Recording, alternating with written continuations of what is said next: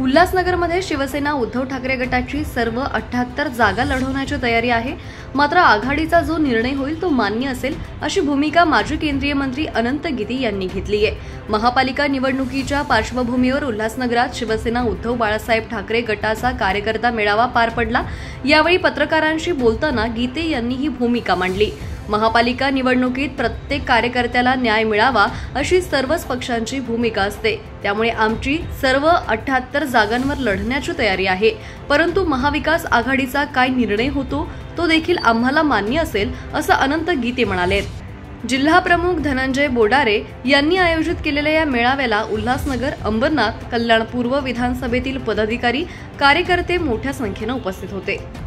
आघाडीचा निर्णय होईल, अजून निवडणुका अधिकृत घोषित झालेल्या नाहीये, त्यामुळे या बाबतीमध्ये अजूनही आघाडीची बैठक झालेली नाही।